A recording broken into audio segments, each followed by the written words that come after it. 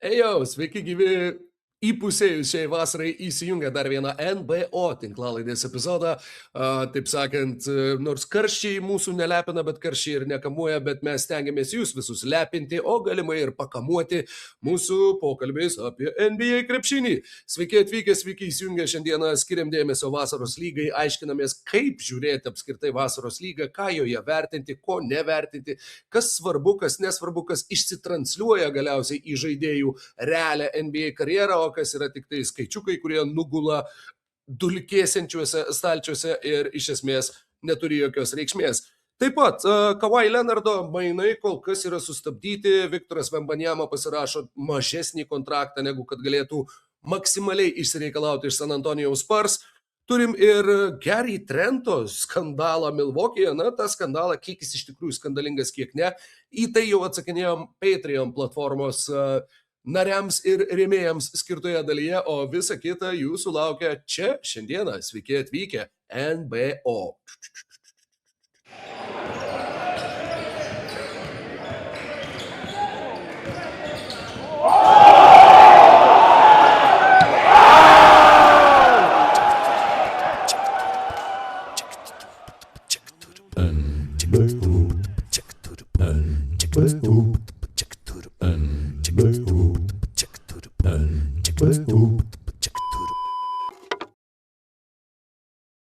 Būkite pasveikinti prisijungę prie NBA tinklalaidžių žanro veteranų Lietuvoje, kurie vis dar žaidžia vasaros lygoje. Sveiki visi, gerą visiems dieną ir su jumis tradiciškai sveikinuosi aš, Rokas Grajauskas, ir ekrane į kairę nuo manęs turiu rodyti dešinėje. O, puikiai pavyko. Žmogus, kurio atitikmuo šioje tinklalaidėje yra Tedijuso Jango žaidimas 226 NBA vasaros lygoje, Mykolas Jankaitis. Sveiki, aš šiuo metu bandau pasitaisyti kalnierių. Galbūt tai reikėjo padaryti šiek tiek anksčiau, bet labai smagu, kad šį ramų laikotarpį galime su jumis susėsti, pakalbėti apie krepšinį, kolegos. Ir taip pat žmogus, kuris, ką gali žinot, gal toje vasaros lygoje iš tikrųjų visai netrukus ir atsiras, tik tai ne kaip žaidėjas. Labai malonu su mumis tradiciškai Paulius Viluckas. Sveiki, labai džiaugiuosi, kad aš neturiu tokios problemos kaip Mykolas ir man nėra jokių problemų su kalnierum šiandien, tai nėra kas mane distraktina, aš galiu visiškai susikoncentruoti šitą podcastą, tai važiuojam. Važiuojam, rimtas kavalierius, sutvarkytas kalnierius ir visos problemos išspręstos ir turbūt vyrukai iš karto šokam, taip sakant, prie reikalų, apie kuriuos ir norim pakalbėti, nes žinau, kad šiandien turėsim labai įdomių patarimų iš to žmogaus, kuris vėl nesumaišyt. To žmogaus. Kaip apskritai reikia žiūrėti tą vasaros lygą, jeigu jau nusprendžiat savo dėmesį skirti tokiai egzotikai. Yra tikrai tų žmonių, kurie, sakykime, savo priklausomybę bando patenkinti tokiu labai savotišku pakaitalu ir įsijungia pažiūrėti, kasgi vyksta tiek Jutoje, tiek Las Vegase. Ir šiandieną turbūt reikia startuoti nuo to susitikimo, kuris patraukė visų dėmesį, kiek tą įmanoma padaryti vasaros lygos kontekste, nes tradiciškai kiekvienais metais vienos pirmų rungtynių būna tos, kuriuose susitinka pirmas ir antras naujokų biržos šaukimai. Taip nutiko ir šiais metais. AJ Dibance ir Darinas Petersonas, atstovaujantys atitinkamai Washingtono Wizards ir Utah's Jazz, sukryžiavo špagas, susigrūmė ir sužaidė pirmąjį tarpusavio susitikimą teoriškai profesionalų lygmenyje, nors man visą laiką truputį juokingai skamba, kai rašo, kad AJ Dibance pirmuosius savo profesionalo taškus pelnė prasiveržęs į kairę ir per nugarą mesdamas kamuolį į dešinę ranką. Tie profesionalo taškai kažkaip niekur nesiskaičiuoja ir kai jisai pataikys pirmą metimą NBA lygoje, tuomet vėl tie patys žmonės sakys, kad tai yra pirmieji jo profesionalo karjeros taškai, bet įspūdžiai iš tų rungtynių, man atrodo, kad reikia nevynioti vatą ir Pauliau iš karto kreiptis į tave. AJ Dibance, Darinas Petersonas, ar jie taip ir atrodė, kaip tu tikėjaisi, ar kažkuo tave nustebino savo vasaros lygos debiutų metu? Man apskritai labai keistas tas pasakymas profesionalo pirmos rungtynės, nes anksčiau galbūt galėjai šitą sakyti, bet dabar, tarsi, kas yra profesionalas apskritai? Tai yra turbūt tas žmogus, kuris iš tos veiklos pragyvenimą užsidirba. Tai tiek AJ Dibbansa, tiek Derinas Petersonas jau praeitą sezoną užsidirbo daugiau negu reikia pragyvenimui, turbūt NCAA lygai, tai šitas pasakymas toks kažkokia senų laikų, tų laikų, kai NCAA krepšininkai negaudavo pinigų už savo žaidimą. Tokia relikvija yra palikus turbūt ir čia jokia nėra pirmos profesionalų rungtynės, čia yra tiesiog pirmos NBA vasaros lygos rungtynės, kas yra visiškai netolygu. Plius, žinai, kaip neatsimenu, ką sakė, bet kad man už gynybą nemoka, yra kažkurio krepšininko pasakyta frazė, tai čia lygiai taip pat, tiem žmonėms moka pinigus ne už vasaros lygą, anaip to. Ne už vasaros lygą, jo. Vasaros lyga tai yra tiesiog vieta paeksperimentuoti, vieta išsibandyti naujus žaidėjus ir būtent tas, sakyčiau, eksperimentavimas ir bandymas žaidėjus tose rolėse, kur tu galbūt jų nebandytum reguliariam sezone, čia kalbu apie jaunus žaidėjus, ir yra tokia, įdomiausia vieta, viena vertus, ir kita vertus ta vieta, kuri galbūt daugiausiai to konfūzo tokio sukelia irgi. Nes žaidėjai žaidžia dažnai netokiose rolėse, kur yra įpratę žaisti, ne tose rolėse, kur jų rolės yra, kuriems yra geriausia žaisti. Ir dėl to galbūt tam tikri jų statistiniai rodikliai irgi kenčia. Tai pavyzdžiui, su Derinu Petersonu.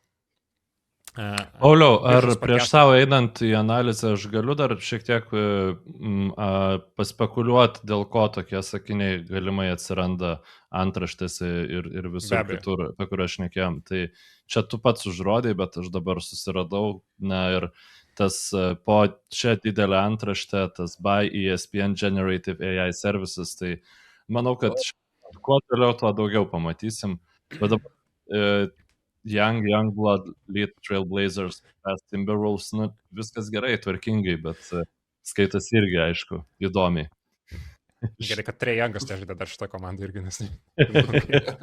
Youngblood Young. Netilptų jau simbolių, žodžiu, bet tai va, gerai, galim dabar jau eiti prie to. Gerai, grįžkim prie Petersono, nes jisai toks įdomus variantas yra labai... Aš ką kalbėjau ir Biržos podcast'e, kad tai mano supratimu nėra įžaidėjas ir niekados tas iš to įžaidėjų nebus. Tarp Petersono fanų, kurių dabar ypač didelė koncentracija yra Utah Jazz, kurie tikisi, kad šitas žaidėjas yra tas, kuris išgelbės tą jau kurį laiką sergančią franšizą ir ją atplėš nuo NBA dugno. Irgi yra labai stipriai tas wishful thinking įsijungęs, kad tai yra žaidėjas, aplink kurį ateityje galės čempioniškos komandos puolimo suktis. Ir Utah Jazz atitinkamai tą Deriną Petersoną ir naudoja vasaros lygoj, jam duoda visus prisilietimus, visas galimybės žaisti su kamuoliu, pick and roll, kurti savo metimus, tuos dalykus, kurios galbūt jisai Kanzase neturėjo tiek daug, kiek jisai jų norėtų, ir jisai pats sakė, kad aš čia labai laimingas, man čia labai faina žaisti, nes aš galbūt Kanzase mane daugiau naudoja kaip off-ball žaidėjo, čia aš turiu kamuolį, galiu dominuoti, man čia viskas labai faina, čia man labai smagu žaisti. Fair enough, viskas tvarkoj, ir jisai Utah's vasaros lygoje turėjo vienas rungtynes, kur atliko 12 rezultatyvių perdavimų ir prasidėjo Victory Lapui. Taip sakant, kad čia mes jums sakėm, kad tai yra žaidėjas, kuris ten bus žaidėjų ateityje NBA, tiesiog duokite jam laiko patobulėti, duokite jam prisilietimų ir visą kitą. Tai šiaip su šita logika kaip ir viskas yra ok. Pavyzdžiui, su Minnesotos Timberwolves, su Anthony Edwardsu, kuris tokiais, jeigu bendrai bruožais žiūrint, yra panašios stilistikos žaidėjas kaip Derinas Petersonas, tai yra irgi antras numeris, kuris nėra įžaidėjas iš esmės, bet tokioj kvazi įžaidėjo roliai Timberwolvesai Anthony Edwardsą pralaikė 6 metus. Ir tik šią vasarą mainų būdu jau įgavo tą tokį tikrą įžaidėją, kuris padės nuimti tą kūrybinę naštą nuo Anthony Edwardso. To pasekoj, Anthony Edwardsas vis tiek, jisai kaip playmakeris per tuos 6 metus ir ne tik dėl natūralaus tobulėjimo, bet ir dėl to, kad ant jo buvo vos ne primygtinai bandoma prilipinti tą įžaidėjo rolę. Jisai dėl to patobulėjo kaip žaidimo kūrėjas. Bet jisai vis tiek per tą laiką nesugebėjo peržengti, sakyk, nes tai mano supratimu yra neįmanoma, ar ne? Peržengti tokių tų instinktyvių dalykų, kurie tave daro tikrų įžaidėjų. Tai yra žiauriai greitas situacijos apdorojimas, ne? Pavyzdžiui, tiesiog tie žaidėjai, aplink kurios gali puolimas suktis, kaip apie peserius, tu matai, kaip jie gerai skaito pagalbas, kaip jie greitai atsikrato kamuoliu, kaip jie gerai kuria progas kitiems komandos draugams. Ir su Anthony Edwardsu mes, pavyzdžiui, pamatėm tą patį, kad iš esmės tų instinktyvių dalykų neįmanoma peržengti. Vis tiek jam kažkuriuo metu reikėjo to tikro įžaidėjo, kurio dabar taps Lamelo Ballas ir aš dėl to manau, kad jie bus žymiai geresnė komanda kitą sezoną.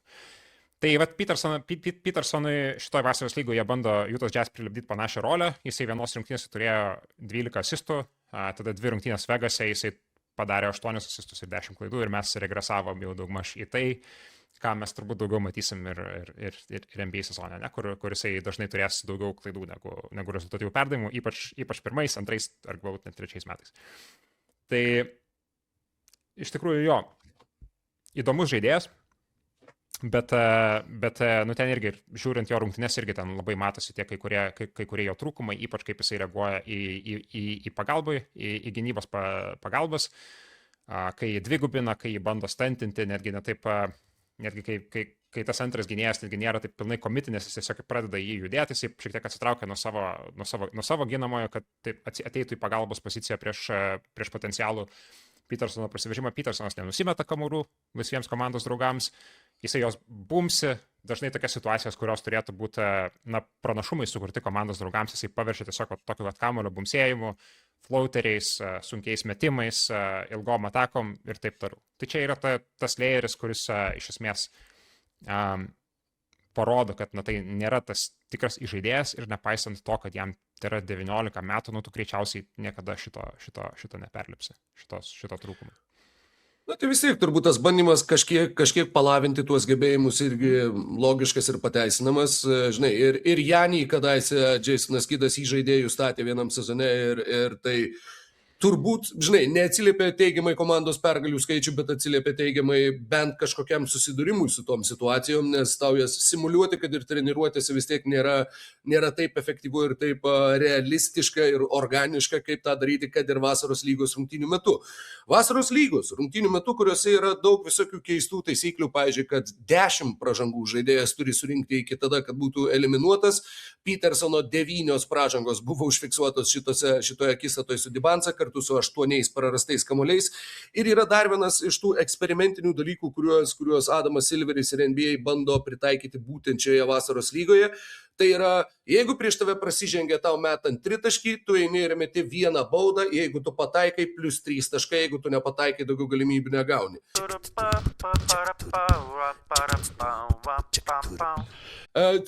Kaip apskritai tu buvai apie tai užsiminęs, Pauliau, kad norėsi apie tai pakalbėti, kol Mykolas trankosi savo ekrano pusėje, aš dar grįšiu prie tavęs. Tu sakai, kad pasakysi, kaip apskritai žiūrėti vasaros lygos krepšinį, kokia ta statistika išsitransliuoja, sakykime, nes ten, kad žaidėjai išsimeta po 28 metimus per 22 žaidimo minutės, jie taip neatrodys jau tam realiai profesionalų krepšinėje ir kokie tie dalykai, turbūt kaip čia pasakyti, nes pats tas krepšinis jis yra arčiau G lygos negu NBA lygos, mano akimis ir mano suvokimu. Tai kaip, sakykime...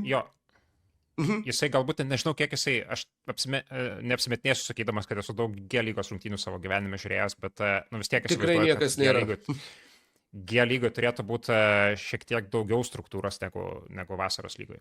Tai vasaros lygoje tiesiog principė labiau struggles tie žaidėjai, kurie turi, aš čia apie puolimą kalbu, tie žaidėjai, kurie turi mažiau autonomijos puolime, kurie savo gali mažiau metimų susikurti, strugglins tie, kurie neturi gero žaidėjo šalia savęs, nes čia vis tiek, kadangi nėra labai aiškios struktūros komandinės, yra tiesiog labai trumpas laikas, kai tu susibėgi į stovyklą ir eini žaisti. Iš esmės tai tampa žaidimas, kuriame ypač puolime dominuoja ir sąlygas diktuoja tavo gynėjų linijos žaidėjai puolime. Tai pavyzdžiui, Phoenix'o Suns, tarkim, yra komanda, kuri vasaros lygoje turi visiškai tragišką rotaciją. Tai atitinkamai, kai tu žiūri į jų, pavyzdžiui, praeitų metų pirmo rato šaukimą Kamaną Maluošą, šių metų pirmo raundo šaukimą Koa Pitą, tai tu turėt omeny, kad jie galbūt negauna tokių tų prisilietimų, kuriuos jie šiaip gautų ir jie negauna kamuolio tokios situacijos, kur galėtų būti efektyvus. Nes ten iš tikrųjų jie pick and roll ar ISO situacijas duoda tokiems žaidėjams, kurie, NBA vienu atveju, tai Kobe Bryant yra toks žaidėjas praeitais metais antrų rato šaukimų pakviestas. Aš nemanau, kad jis apskritai kada nors žais NBA normaliai. Ir yra Rašyras Flemingas, kuris galbūt gali žaisti NBA, bet...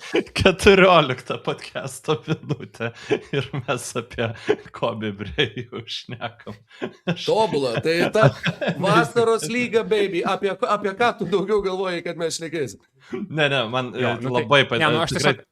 Tam vienam žmogui, kuris žiūrėjo vasaros lygą ir galvoja, blemba, reikia kažkaip geriau man žiūrėti šitą vasaros lygą, labiau pasiruošęs, jam žiauriai naudingas šitas turinys. Tai jo, tiesiog, ta prasme, tie žaidėjai, kurie, dalis žaidėjų gauna tokius prisilietimus ir tokios situacijose žaidžia, kur niekada NBA nežais.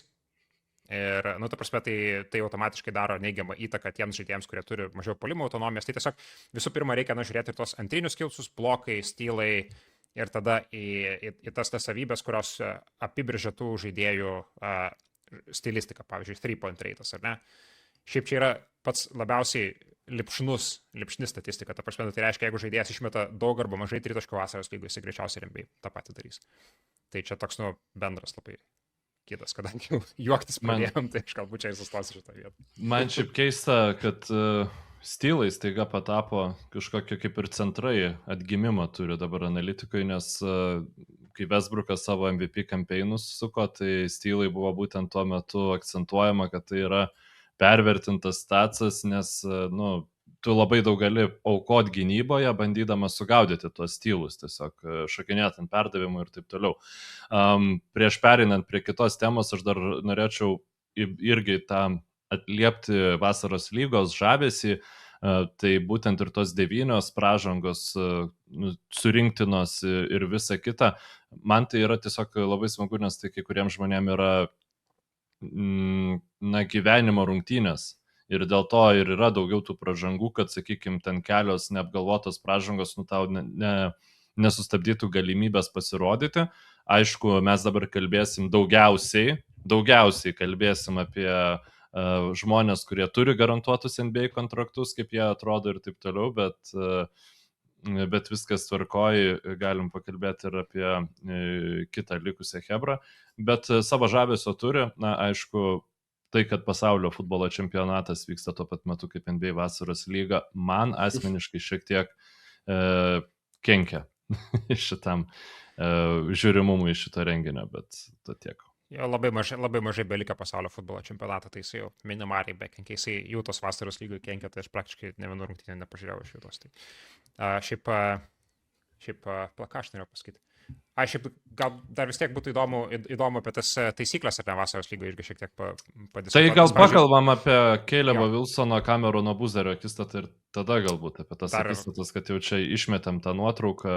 Dar AJ Debansas neaptariam. Tai reikia tada sugrįžti prie AJ Debansos, aš galvoju, nes irgi yra krepšininkas, ant kurio mėgstama kokoti ir pilti įvairiausios prabos kibirus.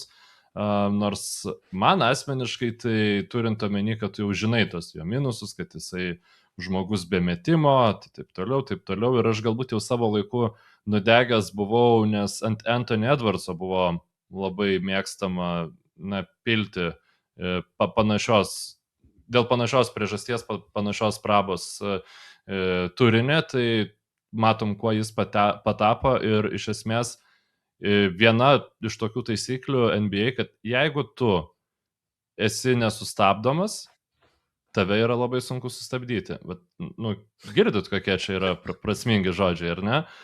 Ir pats Sokratas prisijungė prie čiato. Pats Žilvinas Grigaitis čia gal prisijungė. Ir tiesiog jo, tu gali ten būti gal prašiau pasuotis, gal dar kažką, bet jeigu prieš tave tiesiog negali žmogus pastovėti, tu žiauriai palengvini žaidimą savo, galiausiai palengvini žaidimą ir kitiems aplinkui tave. Ir dėl to, mes matėm ir tą Edwardsą toj, kaip tu sakei, kvazi žaidėjo rolėje, nors, aš nežinau, pasižiūrėsim, kiek jisai sužydės žaisdamas be kamulio, nes žaidimas be kamulio irgi yra visai kitas menas, kurį reikia įvaldyti. Reikia daug daryti kirtimų, kurie nepasiteisina. Čia žinai, kaip tie puolėjai, paučeriai, tie tikrieji, Gary Linekeris pasako, kur tu visi rodo pakartojimą tik tai to tapino ir sako, kas čia yra, jisai muša įvarčius į tuščius vartus, jisai nieko nedaro, bet niekas nerodo tų 99 įkirtimų, kur aš negaunu to perdavimo. Ta prasme, tas būtent lūkestis ir man tas tikras atakuojantis gynėjas, žaidžiantis šalia gero įžaidėjo arba šalia superžvaigždės puolėjo, jisai turi daryti tą ir turi daryti labai daug. Ir Anthony Edwardsas to turės daryti bent jau kažkiek. Tai įdomu, kaip jums seksis. Šiaip daug dalykų, ką pasakė, tikrai yra teisingi, bet tiesiog kažką galbūt pastebėsiu, kad pastaruoju metu NBA ta shooting guardo rolė yra labai stipriai pasikeitus. Ta prasme, kad tiesiog yra eksponentiškai išaugę derinių ir veiksmų, kuomet antros ir trečios numerio pozicijos žaidėjai jie stato užtvaras, popina, rolina, eina į short rollus. Tai aš įsivaizduoju, kad Anthony Edwardsas bus tikrai daugiau tokioj roliai naudojamas. Ir man kažkaip atrodo jo, kad tiesiog per daug šitą rolę yra pasikeitus, kad Anthony Edwardsas, kad reikėtų jį galvoti, kaip įspausti į tokias, tą tradicinį tokią labiau supratimą, kaip mes įsivaizduojam shooting guardą. Tiesiog yra... Tų derinių yra konceptualūs, nes ta prasme, kur tu tiesiog turi kelias opcijas ir tu turi priimti sprendimą, ar ne? Tai čia tas, ta prasme, turėti du kūrėjus yra geriau negu turėti vieną kūrėją. Čia yra vienas, mano, stipriausių įsitikinimų šiuo metu apie... Tai aš... Ir, ta prasme, du žaidėjus. Jokių būdų nesakau, kad, ta prasme, nereikia. Tiesiog reikia krepšininko noro, krepšininko, kuris visada turėjo kamuolį savo rankose, kažką veikti neturinto kamuolio. Ir užtvaras irgi galima statyti labai labai geras ir labai aktyvas ir galima ateit pastatyti iš reikalo. Kaip mes matėm su Westbrooku ir Hardenu, neveikia šitas dalykas, su Hardenu ir Paulu. Čia aišku, dar seniau buvo, šiaip žaidėjo ta komanda ir labai gerą krepšinį žaidė. Tai... Mes prašnekėjom 21 minutę ir priėjom prie 2 išvadų, kad jeigu tu esi nesustabdomas, tave sustabdyti yra labai sunku ir kad jeigu tu turi 2 žaidimo kūrėjus, tai yra 2 geriau negu turėti 1. Tai manau, kad po šitų, taip sakant, fantastinių grynuolių galim galbūt jau net ir bandyti pereiti prie tų kitų 2 aukščiausių šaukimų tarpusavio dvikovos. Gerai. Dar, Rokai, reikia dar kažkokios labai prasmingos įžvalgos šį sykį iš tavęs. Apie krepšinį, gali šiaip apie gyvenimą. Aš dar pataupysiu, palauk. Tai čia viskas, žinok, ateis natūraliai, nenorėk visko iš karto. Čia turėjom susitikimą tarp 2 krepšininkų, pašauktų 3 ir 4 šaukimais. 3 šaukimas Cameronas Boozeris, 4 šaukimas Calebas Wilsonas. Vienas iš jų pašauktas aukščiau, o kitas žemiau. Tinka tokia gili įžvalga jums, ne? Matau, per mažai. Dar ne tai, ne? Reiktų kažkokį, kad mes galėtumėm atsikirpti YouTube shortsam arba Instagramą ir uždėti tą Way to papa, hey, papa ute, šitą tokią, kad epic, žinai, kad... Man atrodo, mes jau turim savo šorcą, žinai, nes čia... Tu nežinai, apie ką aš kalbu? Čia skambėjo kaip Civilization 5 soundtrackas, kažkas tokio. Aš dabar nežinau, šiaip esu pernelyg neraštingas, nes nežinau, kaip parodyti, bet prieš kokį, kaip prasidėjo Amerikos ir kai Amerika užpuolė Iraką, Iraną. Iraną. Abu yra užpuolus. Taip. Čia yra, taip, ir Iraną. Ten visi tie influenceriai gyvenantis į Persijos įlankos šalyse kėlė tokius storius į Instagramą ir aš tada buvo vienintelis kartas metuose, kai aš aktyviai naudojausi Instagramu, nes buvo maždaug ar tu nebijai? Ne, aš nebijau, nes žinau, kas mane saugo ir tada ten tipo Dubajaus vyrų vaizdai ir vat, ta muzika fone. Aš dabar bandau paieškoti, jūs galite apie kažką pašnekėti, aš sugrįšiu. Galiausiai aš sugrįšiu. Manęs iš esmės dabar nebėra šitam podcast'e. Aš tiesiog dušos vaidmenį atlieku. Gerai, iki. Mes šnekamės apie krepšinį, tu ieškai Dubajaus vyrų vaizdų internete. Gerai, sutarėm. Calebas Wilsonas, 35 taškai ir 7 pataikyti tritaškai šitose rungtynėse. Pauliau, aš skaičiau, kad tai yra tiek, kiek jis per visą savo NCAA karjerą buvo pataikęs, tai yra 7 tolimus metimus. Žinoma, jis praleido sezono pabaigą dėl riešo lūžio, bet dabar ir pats kalba apie tai, kad labai labai sunkiai dirba su taip sakant, savo aikštės plėtimo gebėjimu, kitaip sakant, mokosi mesti tritaškius. Ir sakė, kad per dieną vidutiniškai išmeta apie nuo 2 iki 3 tūkstančių tritaškių kiekvieną dieną tam, kad šlifuotų savo metimą. Tau, matau, sukėlė tokią įtartiną reakciją. Labai šitas daug, skaičius. kada įsitreniruojas kitom savybėm, kai 2000 tritaškių išmeta per dieną, čia kosmosas skamba. Aš esu bandęs 100 išmest kažkada, tai jau tada nusibosta 100 išmetus. Tai 2000, tai aš nežinau, čia visą dieną turbūt turi mėtis, arba nemiegot niekada, neįsivaizduoju. Čia, jeigu tau padavinėja kamuolį, žinai, nu tai gal tu ir gali taip kažkaip tai greičiau, čia per porą valandų. Ar gali būti, kad jis meluoja? Gali būti tikrai. Aš manau, kad kokie yra 50%, kad jisai meluoja šitoje vietoje. Kokie įspūdžiai? Calebas Wilsonas, Cameronas Boozeris, jeigu žiūrim į tą gynybinę statistiką, apie kurią tu kalbėjai, tai Wilsono pasirodymas energingas, produktyvus ir tuo atžvilgiu ir turbūt pozityviai nuteikiantis. Tai čia Wilsono pasirodymai energingi yra kažkas prie ko, kadangi jisai žais vienoje komandai su lietuviu, tai turbūt vis tiek bus padidintas susidomėjimas tiek šito komandų, tiek šito žaidėjų. Tai čia yra kažkas prie ko tikrai labai reikės ta prasme, tai bus kažkas, kas kartosis kiekvieną turbūt kartą, kai Wilsonas išeis į aikštę, nes atletiškumas, energija, tai čia yra jo absoliuti vizitinė kortelė, dalykas, kuris išsitransliuos nuo pat pirmos dienos ir bus akivaizdus ir nuo pat pirmų rungtynių. Tai 7 tritaškai šiaip yra visiškai fake, čia yra ta prasme toks dalykas, į kurį iš tikrųjų vasaros lygoje reikia nekreipti daug dėmesio, kad ir kiek čia Wilsonas sako, kad išmeta tų tritaškų, tai nereiškia, kad jisai niekada nesugebės mest. Bet jisai niekada neturi, ta prasme, tokių indikatorių, kad ten taptų kažkokiu tai elitiniu metiku, bet palauk, aš tik trumpam įsiterpsiu. Tu sakai, kad 3-point rate yra vienas iš tų skaičių, į kuriuos galima žiūrėti vasaros lygoj, kad įsivertintum, ar žaidėjas daug mest taškų ir sezone, ar ne. Tai jisai susiniveliuos per laiką, aš vis tiek manau. Aš dabar nežinau, kiek jisai metė antros rungtynėse, bet vis tiek jisai pakris tam tikrų požiūrių. Bet čia visą laiką yra, žinai, tas dalykas, kad reikia į komandos kontekstą irgi žiūrėti, jisai yra priverstas išmest daug tritaškių dėl to, kad Bullsai neturi realiai normalus žaidėjo, kuris jam galbūt galėtų nuvest kamuolį į tas situacijas, kur jisai galėtų lengviau taškus rinktis.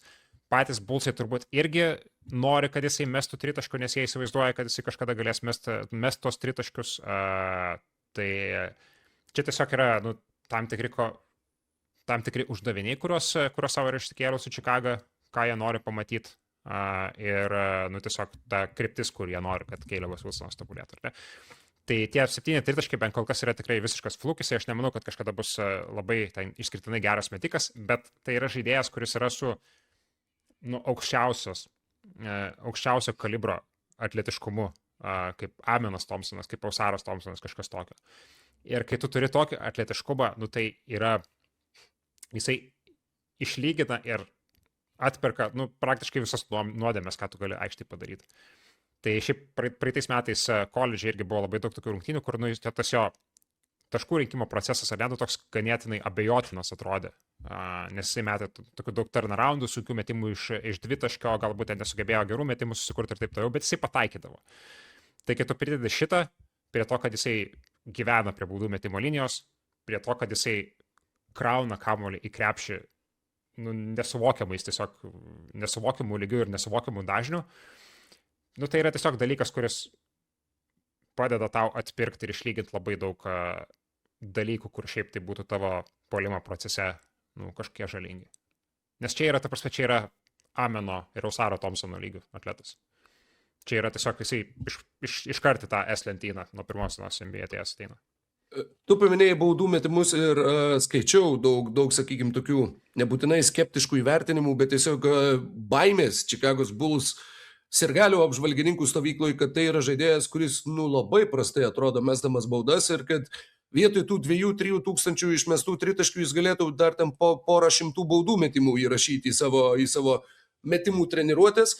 Dabar atsidariau, kad koledže 71% taiklumų jisai metė baudas, bet kažkaip tas įspūdis žmonėm yra susidaręs labai prastas. Jo, tai čia irgi tas yra klausimas, kaip, kad, galbūt tau nereikia vienas ten vasaros lygos rungtynių žiūrėti, tas koledžo samplas yra daug patikimesnis. 71% pirmakursiui nėra nieko išskirtinio, bet ketvirto numerio žaidėjai, tai rodo, kad tai nėra beviltiškas metikas, ne? Kad jisai galės bent kažkokiu tai nedideliu dažniu galbūt ir vėliau tą savo metimą ištęsti iki 3 taškų zonos ir jam su jo atletiškumu jam daug nereikia, jisai kamuolį valdo, jisai gali atakuoti closeoutus, jam nereikia būti Kevino Lovo lygio metiku. Jam nereikia tokios tobulėjimo trajektorijos šitą sritį. Kad jau paminėjai Keviną Lovą, aš žinau, kad tu nemėgsti šito palyginimo, bet kol kas aš, taip sakant, dar nemačiau nieko, kas mane paskatintų nenaudoti šito palyginimo, kalbant apie Kemą Boozerį. Koks įspūdis tau iš jo žaidimo, iš jo pasirodymo, ar kažkas tave nustebino, ar pamatai kažką naujo, ar kokios emocijos, mintys. Nežinau, kad tai buvo tavo aukščiausiai vertinamas žaidėjas šitoje naujokų biržoje. Jo, gana nesunkiai ir gana užtikrintai. Tai nežinau, čia vienintelis toks dalykas, ką galbūt naujo pastebėjau, kad jis yra numetęs šiek tiek svorio, jis yra šiek tiek lengvesnis. Bet čia gerai ar blogai? Fiziškai. Aš manau, kad čia gerai yra, nes jam tas vis tiek netrukdo dominuoti fiziškai, jisai vis tiek yra visiškai dominuojantis krepšininkas kovoja dėl kamuolių. Jisai vis tiek toliau visus stumdo puikiai, jisai užsiminėja pozicijas, bet jisai tuo pat metu juda daug geriau, nes visada tas klausimas su juo buvo, ką jisai ne taip pat sugebės be tų metimų iš po krepšio, bet kaip jisai sugebės kurtis puolimą šiek tiek toliau nuo krepšio, ar tai būtų midrange'as, ar tai būtų tritaškiai, tai prasme nėra jokios problemos kol kas. Ir tas lengvumas jam jisai duoda šiek tiek lengvumo jo kojoms, leidžia lengviau atsiplėšti nuo žemės, išsimesti tos midrange'us, kurių jisai šiaip universitete nemetė tiek dėl galbūt savo didesnio svorio, tiek dėl sistemos, kuri Duke universitete, kuri visiškai nekenčia dvitaškių. Tai aš manau, kad šitas nerimas yra nepagrįstas buvo. Jisai tikrai bus tas žaidėjas, kuris tiek savo, tiek komandos metimams, tiek komandos draugams, kuris metimus. O čia ta prasme, tai ką aš kalbėjau apie Petersoną, tai va čia kaip pasižiūrėjus Boozerį ar Kingstoną Flemingsą iš šitos naujokų biržos, galima labai gerai pamatyti, ar ne, kur yra tie žaidėjai, kurie yra instinktyvūs tokie playmakeriai. Nes Boozeris, jisai vos tik tai gauna kamuolį, jis iš karto nusimeta, jisai iš karto nuveda kamuolį laisvam komandos draugui. Ir ta prasme, tai yra iš karto žymiai geresnis puolimo variklis negu tas žaidėjas, kuris bumsi kamuolį. Tiesiog yra žymiai lengviau aplinkį statyti komandą. Ar yra žaidėjas, kuris pakeitė tavo nuomonę, sudarytą daugiausiai visiems skaičių per ilgesnį sample size, nes tu vat ir apie Wilsoną sakai, kad nereiktų žiūrėti, čia aišku labai konkretus dalykas, baudų metimai, bet prieš tai, kiek tu sakai, į ką reikia žiūrėti vasaros lygoje, tai ar yra kažkas, ką tu žiūrėdamas pagalvoji, kad tai vat NCAA man šito neparodė, ką aš dabar čia pamačiau. Ne, nebuvo turbūt ne vieno. Nes būtų šiaip tiesiog tu kvaila sekus visus šitos prospektus visus metus, tada darytis kažkokias tai papildomas išvadas ir, ta prasme, tai reiškia, kad tu visiškai savo skautinimo to procesu nepasitikė, jeigu tau sugeba vieną ir dvi rungtynės pakeisti. O tada kitas klausimas dar, ar yra žaidėjų iš praeitų metų biržos, apie kurios tu esi nuomonę pakeitęs? Jo, yra tikrai. Gerai, tada viskas gerai. Aš bijau, kad pernai buvo vienas žaidėjas, kurį aš labai nuvertinu, yra iš vienos šalies, iš kurios aš nenoriu viskai minėti garsiai. Tai... O ne, jeigu jau patys žinot. Ne, viskas gerai mes. Su juo komandoje žaidė išeivijos lietuvis, jeigu aš teisingai suprantu, link kur tu sukiminėdamas žaidėją, kurio mes, tiesiog iš principo neminėsim, bet Arnas Šakenis, Miami Heat vasaros lygos sudėtis. Aš ne apie tą žaidėją iš tos šalies. Ne apie tą žaidėją iš tos šalies. Yra pora. Yra Brukline vienas. Pamiršau. Bet apie Brukliną šiaip iš tiesų viena iš tų komandų, kur tu gali pamiršti, kad jinai egzistuoja ir prisiminti tik tai tada, kai tau reikia nusimest kažkokį didelį kontraktą. Be kita ko, kolegos, kurie nesinaudoja tą intensyviai Instagramu, aš kviečiu pasižiūrėti. Dubajaus vyrų? Ne, Dubajaus bet vyrai. Next Best Thing Kataro vyrai. Mal accompagné, pas vrai. Où est ton papa? Dis-moi où est ton papa? Sans même devoir lui parler, c'est ce qui ne va pas. Ah sacré papa, dis-moi où es-tu caché? Ça doit Faire au moins 1000 fois que j'ai compter mes doigts. Hey. Où t'es papa? Où Bet aš turiu labai daug kritikos montažai, nes iš tiesų tie vyrai turėtų išlysti ant dainos kulminacijos, kurios čia kažkodėl neparodo. Man labai keista, kai Čia kitas žanras truputį. Ta prasme, čia nėra kitas žanras, ta prasme, čia yra visiškai dabartinė socmedija yra paremta, tu paėmi trendą ir tu padarai lygiai tą patį, tik tai į tą lygiai tą patį įdedi kažkokią tai ten kitą formą, žinai. Ir kaip galima net šito nesugebėt teisingai padaryti, darant Tai šitą kaip supratau, tu slopą. nori, kad išeitų NBA shortsas su mumis šnekančiai su tom genialiom frazėm ir su šito dumbapa. Aš padarysiu, manau, kad aš padarysiu. Labai gerai. Maždaug Ir kad būtų kažkur būtent dabar, tiesiog dabar šiuo ant tų metu, vietų, kur Paulius... vyriškas balsas sako tokį foną. Taip. Jo. Taip, kur, Labai gerai, labai apie laukiu. Jegorą Deminą ar kažką šorcai, gal nežinau, bet į podcastą tai tikrai įdėsiu. Jeigu nesigaus viešai, tai patronams 100%, bet pasižiūrėsim. Gali būti, kad dabar kiekvienam podcast'e tiesiog tai bus, kol jūs iš manęs atimsit slaptažodžius. iš šito gifą galim padaryti. Oi, vasaros lyga, ponios ir ponai, ačiū visiems, kas vis dar esate kartu su mumis. NBO tinklalaidė nuo Las Vegaso iki Kataro, tik tai vienas žingsnis, jeigu žinai, kaip tą žingsnį asociatyviai žengti. Klausykit, yra tik vienas žingsnis nuo Kataro iki Las Vegaso, bet visgi nuo Los Andželo iki Toronto, tas žingsnis nors ir gali būti tik tai vienas, bet jis ne visada, taip sakant, žengėsi taip lengvai. Nes mes jau kalbėjom apie tai praeitame epizode, taip sakant, apdainavom, kaip sūnus paklydėlis, grįžta į Torontą, 2019 metų čempionas, mainai, Toronto Raptors, Los Angeles Clippers. Ir dabar ta informacija pasirodo tokia, kad visgi šitie mainai dar nėra oficialiai įsigalioję, dar nėra patvirtinti ir kad neaišku, kol nesibaigs tas tyrimas, kol nebus iki galo išspręsta situacija su Aspiration skandalu, tol tie mainai ir negalės būti oficialiai patvirtinti ir, turbūt Mykolai, dabar jau kreipiuosi į tave, jau ne apie Kataro vyrus, o apie Toronto vyrus ir NBA didžiavyrius. Kokios emocijos, kokia reakcija, kaip čia viskas taip išėjo? Aš kažkaip galvoju, kad jo tikriausiai gavo arba papildomas informacijos, arba kas dar net yra realiau, kad GM-ai sutarė. Ir tada tas mūsų apkalbėtas Raptors savininkas arba vienas iš, tiesiog kažkas iš valdybos, o tokia, pala, o čia mums nebus čia kažkas, čia blogai. Nes šiaip dažnai, korporacijose tai būna, kad tu kažką darai. Galiu šiek tiek pertraukti. Aš labai norėjau pasiklausyti, kaip jūs kalbat, bet o čia nebuvo, kad NBA sustabdė, nepraleido šitų mainų.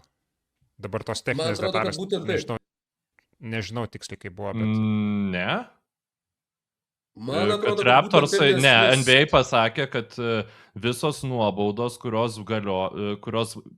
jeigu bus pritaikytos, jūs būsite, jos ateis jums su tuo kontraktu. Jeigu mes nuspręsim, kad buvo padaryta, bent jau yra aš esu 100% įstikinęs, kad aš mačiau, vartojau ir net reflektavau su šitą informaciją. Gali būti, kad išėjo papildomai kita informacija, kurią aš nepastebėjau. Bet tiesiog Torontas tada maždaug buvo, kad gerai, mes tada sustabdysim dar šiek tiek šitus mainus. Nes gerai. Šitie mainai yra užlaikyti, laukiant NBA tyrimo rezultatų. Ar Los Angeles Clippers neapeidinėjo nelegaliai algų kepurės taisyklių, tą pranešė Torontas ketvirtadienį. Bet Toronto pranešimas yra toks, kad NBA lygos ofisas mus informavo, kad kaip rezultatas to vis dar besitęsiančio tyrimo dėl Los Angeles Clippers, kad mes prisimtumėme riziką dėl bet kokio potencialaus rezultato to tyrimo, kuris, taip sakant, į kurį yra įtrauktas Kawhi Leonardas. Ir išgirdę šitą informaciją, mes nusprendėm palaukti, kol lygos tyrimas nebus baigtas. Tai va čia- NBA.com išplatintas pranešimas. Tai aš buvau Jeigu aš teisus. gerai... Taip, aš buvau teisus. Jeigu... Ne techniškai visai, nu aš taip. nesakyčiau. Nes matai, Nu, kodėl? NBA lygos ofisas susisiekė su Torontu ir perdavė jiems šitą informaciją. Taip, bet NBA neužlaikė mainų. Torontas priėmė sprendimą, kad mes dabar, kai jau žinom šitą informaciją, mes tuos mainus užlaikysim. Bet, ta prasme, kodėl ta informacija apie mainus buvo išėjusi, buvo pasirodžiusi, viskas kaip ir, ta prasme, klubai paskelbė oficialiai ir tada NBA lygos ofisas tada informavo Toronto Raptors, kad, žiūrėkit, vyksta šitas tyrimas ir tai jūs čia tada prisijima tą riziką. Čia, man atrodo, didžiausias absurdas ir didžiausia nesąmonė, tai kodėl, kai klubai informavo NBA, kad mes atliekam tokius mainus, tai buvo pasakyta, jūs atliekate tokius mainus, super. Ir tada po kelių dienų NBA lygos ofisas visgi kreipėsi į Toronto Raptors ir tarsi pateikė jiems papildomos informacijos. Tai, žinai, jeigu tu jau perki šitą skalbenkę dėvėtą, tai jeigu ten filtras sutrūks ir užlies tavo kaimynus, tai čia jau bus tavo atsakomybė. Ir tu sakai, ne, pala, mes taip nesikalbėjome. Tai man būtent dėl to ir atrodo, kad čia nekomunikacija buvo tiesiog iš Toronto pusės. Kad tu išplatint pranešimą gali kaip nori, bet esmė ta, kad iš Toronto pusės, man tai čia savaime suprantama buvo visą laiką, kad jeigu bus, dėl ko rizikinga yra Leonardo kontraktą mainyti, kad jeigu jisai bus voided, tu liksi be žaidėjo. Ir jie tą paskelbė, kad galbūt, kad tas tyrimas greitai bus išspręstas, aš nežinau, kodėl tas dėlėjus įvyko, bet man visiškai... Tai tiesiog screams, kad palaukit, o čia nebus taip? Tai bus taip. Tai gal mes tada palaukim, nes Raptorsam iš esmės nepalaukt, bet čia būtent yra tie mainai priešingai negu dauguma kitų mainų NBA lygai, kurie turi prie savęs prilipdę krūvą sąlygų, tau reikia atlaisvinti ilgų kepurę iki tada ir taip toliau ir taip toliau. Ingramo ir Leonardo kontraktai yra tiesiog kaip vienas kitam pasiūti. Ir tu gali savo toliau ramiai komplektuotis komandą ir tuos mainus... Tai pagal šitą logiką išeina, kad NBA panaikins Leonardo kontraktą ir tu būsi tiesiog nusimetęs Ingramą nemokamai ir... už vieną šaukimą. Už vieną šaukimą. Už vieną, už du. Už du. Bet tada išeina... Sorry. Tokiu atveju tu galbūt galėtum pats prasitęsti kontraktą su Kawhi Leonardu ir gal netgi jį persidėrėti kažkaip tai savo palankesnėm sąlygom. Aš nežinau, jeigu jisai bus užbanintas krepšininkas. Mane labiausiai kas trumpina, tai tiesiog yra tas, kur, tai kokiu būdu ta informacija nebuvo išėjusi visą tą laiką iki pat dabar. Tai yra vienas klausimas. Kitas klausimas. Kiek laiko jums reikia, kad jūs atliktumėte tyrimą dėl nelegaliai gautų pinigų? Kiek laiko praėjo? 10 mėnesių? Kokias jūs tenai turit tas machinacijas bandyti išnarplioti ir, aš turiu teoriją šito klausimu. Labai įdomu būtų išgirsti. Kad verdiktas linksta link to, kad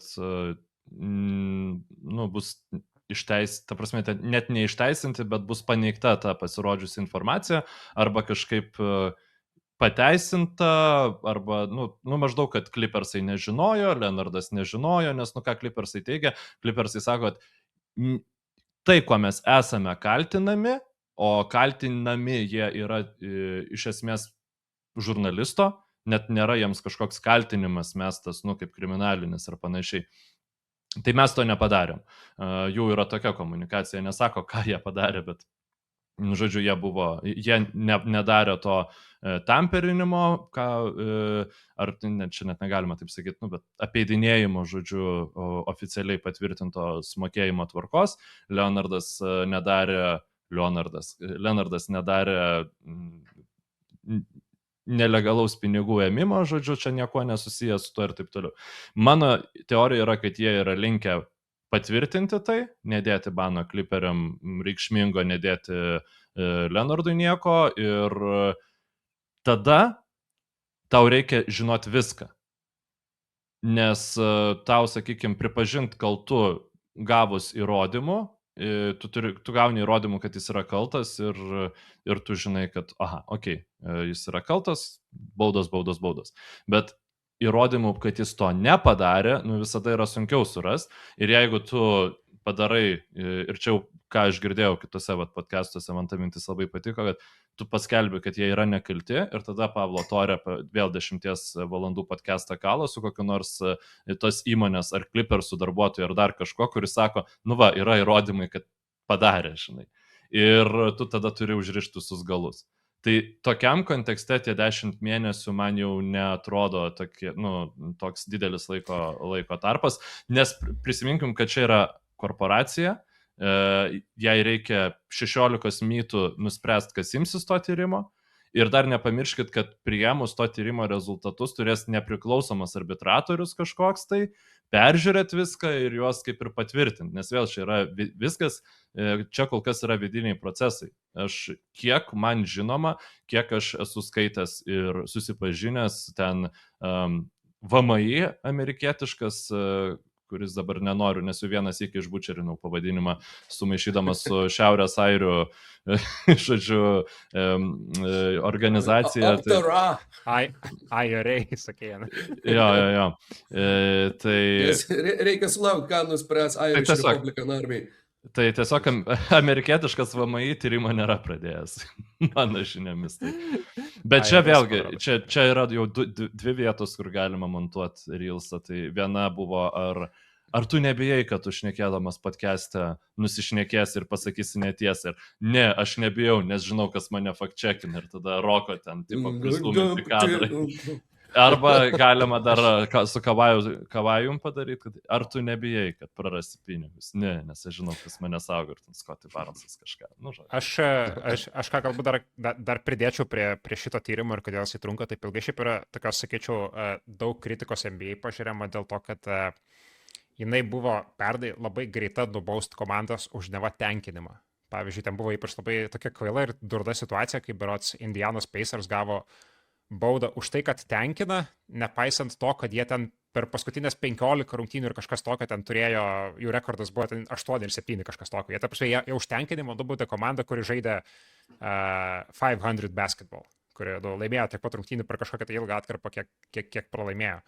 Tai yra absurdas. Absurdas yra, kaip greitai jie susidorojo, kaip absurdas. Gal ne absurdas, kaip tik yra normalu, kaip jie greitai, pavyzdžiui, susidorojo su John T. Porteriu tuo pačiu, kuris buvo lažybose prigautas.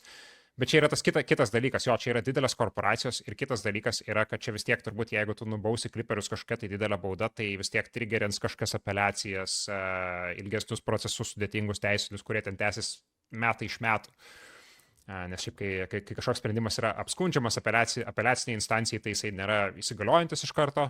Bet čia yra vidinis procesas, čia nėra jokios apeliacinės. Tu gali jos paduoti teismą dėl, pavyzdžiui, jeigu Kavajus voidintų jo kontraktą ir kaip tada tas voidinimas vyksta, ar tu anuliuoji jo dabartinį kontraktą ir liepi jam susimokėti tuos pinigus, kuriuos jau jisai yra gavęs. Dėl to man atrodo, kad tai būtų žiauriai sudėtinga, nes va tada jau Kavajus eitų į teismą ir sakytų, wow, aš buvau čia susidorota, mobbingas ir visa kita, žinai. Jeigu iš Clippersų, Clippers irgi galėtų tą patį daryti, jeigu finansiškai juos paliestų, bet iš Clippersų, jeigu atims 11 rato šaukimų, jie nieko negalėtų padaryti. Mačiau kaip sąmokslo teorija, kad NBA vilkina visą šitą procesą, kol nepasitvirtins lygos plėtros ir tada jie neva privers Steve'ą Ballmerį parduoti Clipperius, bet tam, kad jisai nusipirktų Sonicsus. Ir kad, žodžiu, visi išeitų iš tos situacijos kaip neva, čia viskas išsisprendė, tuo pačiu jisai Seattle vis tiek būtų herojus, nes jis pats iš Seattle, kaip suprantu, ir iš Vašingtono valstijos. Ir Clipperiai tada irgi, Clipperiai turėtų iš visos šitos istorijos tiesiog naują areną, kuri irgi ir NBA būtų kaip pliusas ir kad maždaug, čia Ballmeris investavo daug pinigų į naują areną, dabar jis jos netenka, kaip čia jį nubaudėm baisiai. Bet Nežinau, nu žodžiu, šiaip ar taip situacija tikrai įdomi ir Aš kažkaip nenoriu tikėti, kad Raptorsai kažkaip neturi kažkokią tai due deal ir nežino, bent jau neturi tos nuojautos, kaip Nes tu, pavyzdžiui, ar ne, kaip aš suprantu, ar ne, kaip vyksta mainai, tai tu apsikeiti kontraktais. Tai pavyzdžiui, jeigu tokiu atveju, jeigu tu pasirašai, jeigu tu apsikeiti ir mainų būdu gauni nelegaliai pasirašytą kontraktą, jeigu taip galima sakyti, kaip su Kavajos Leonardo atveju gali būti, tai ta prasme, tai realiai ant tavęs krenta visa atsakomybė, ar kaip? Nors ne, tu nesi ta pusė, kuris sudarė tą kontraktą. Čia tas pats kaip, žinai kas, kaip Lombardą nusipirkti voktą telefoną. Tu nusipirki ir pas tave policininkai po 5 dienų prisistato ir sako, žiūrėk, pas tave voktas telefonas ir tu sakai, aš sąskaitau faktūrą, aš jo tikrai nevagiau. Tai tavęs nepatraukia baudžiamojon atsakomybėn, bet tu to telefoną atiduoda savininkui šiuo atveju. Tai čia gal bus kaip su narkotinių medžiagų pirkimu, kur pirkimas ir pardavimas yra kriminalizuota veikla. Variantas. Bet jo, greičiausiai. Ta prasme, jeigu tu nelegaliu būdu sugebėtum išsimainyti Kavajų, neregistruodamas ir jį paleistum su, nežinau dabar su kieno, kas ten, Geretas Templas, ne? Turi kontraktas ir Raptorsais, su Gereto Templo mašinėliais. Baigia karjerą. Tai dabar aš net nežinau, kas ten nebežais Raptoriuose. Nu, tai su Grady Dickas, sakykime, Maikė. Ir sakai, ne, čia Grady Dickas, jisai tiesiog labai pasikeitė, žinai, bet čia tikrai, žinai, ir tada jau, jeigu jie įrodo, tai jo, tada jau būtų, kaip tu sakai. Žodžiu. Yra kitas atvejis, kur irgi mes dar pašnekėsim Patreonų dalyje apie kontraktą, kuris šiaip iš esmės turėtų būti baudžiamas, nes jau lygos istorijoje buvo tokių dalykų. Wow. Tai kriminalinė veikla. Jo, šiandien labai daug svyravimų nuo teisinių, kriminalinių procesų analitikos iki tam tikrų reelsų, kuriuos aš tikiuosi, kad jūs gausit pamatyti. Žiūrėkit, jeigu esam pasiruošę judėti kitą temą, ar norėtumėte tiesiog pamatyti, kaip Tonas Makeris ankle breakina Bama Adebayo? Kaip permušimą. Rokai, mes dėl šito gyvenime. Ar dar nori kažką apie šitą temą pašnekėti? Give me Ton Maker, future league MVP.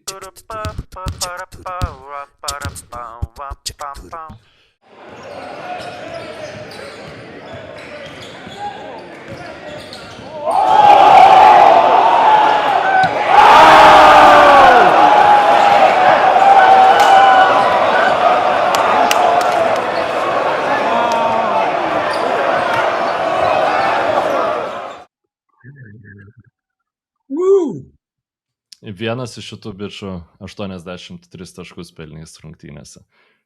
Kas galėjo pagalvoti, kad... Ir Kirs Tyleriui Hero per veidą vasaros lygui. Šitą aš visiškai nesistebiu tuo. Ta prasme, jeigu yra bičas, kuriam tu netrenki vien dėl to, kad jis yra tavo kolega, tai Tyleris Hero būtų top 5 krepšininkų sąraše visada, ta prasme, kur net aš kartais atsibundu ryte ir pagalvoju, tėva, kaip šiaip nemėgstu Tylerio Hero, tiesiog, ir aš įsivaizduoju, kad su juo žaisti. Top 3 turėtų būti kaip minimum. Sunkus rytai tavo, kažkaip, jeigu pabandysi. Lamelo Ballas, Tyleris Hero ir nežinau, kas dar. Giannis Infantino, nors nelabai susijęs su NBA, bet... Milesas Bridges, sakyčiau, yra gal trečias. Ne, aš bijočiau jo. Čia netoks drasus. Ne, tai ta prasme, tai tu Tylerio Hero tai tikrai kirščiau per veidą. Tylerio, tu tikrai tebijo. Ta prasme, kaip man... Ypač po savo kojų treniruotis šį kirščiau. Gerai.